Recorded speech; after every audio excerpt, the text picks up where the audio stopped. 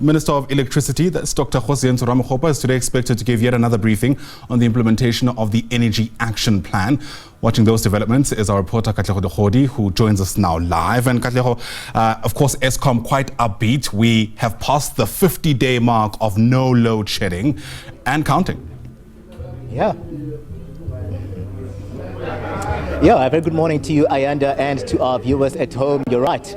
We are on day 54 as we speak right now and counting in terms of the no load shedding. And we're seeing Eskom just more or less patting themselves in the back here, looking at the energy availability factor that is now also past the 71% mark. We saw the minister committing to more or less moving from one station to the next earlier on in the week. Last week, he was at Kusile Power Station. This is one of the stations that have graduated, Ayanda, we are told, from the critical stages of that energy availability, and now they are producing about 90% of the energy availability. And we see today the minister just calling us. We're coming to you live from Sunning Hill, not from a power station or from the GCIS where he usually holds this briefing. We are at Eskom's Megawatt Park. So today we'll be hearing from him. We'll be hearing also from the executive at Eskom, and something notable, Ayanda, from the previous briefings that we've had from the Minister of Electricity is that today he's invited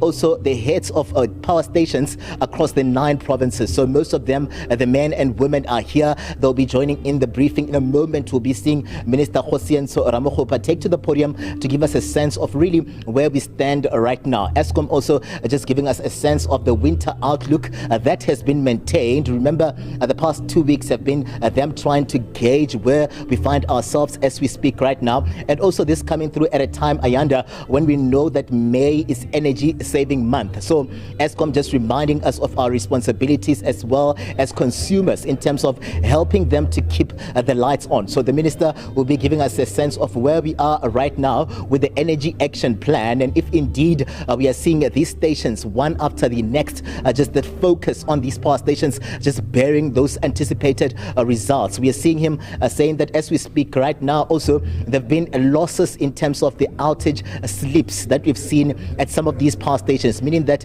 they are performing very well in terms of energy generation. But also the minister going all out to dismiss the assertions that have been made in the media as well around the ramping up of diesel usage around this time at the open cycle gas turbines, saying that we haven't seen a ramping up or the ramping up of the usage of diesel here, saying that all of these results that we are seeing here also have nothing to do with the upcoming elections. We're about 9 days to go to the elections here, Ayanda, and we've seen those, more or less other, politicians also just talking about really, if anything, of what we're seeing now can be linked to the upcoming elections. He's been at pains to dismiss all of those assertions, but in a moment from now, we'll be seeing him, Ayanda, take to the podium to give us a sense of where we stand right now, where the Energy Action Plan is concerned. He's arrived, Ayanda, and any moment from now, he'll be stepping onto the podium. Let me just give you a little bit of visuals of the minister taking to the podium. He'll be joined by the Eskom executive. You can see them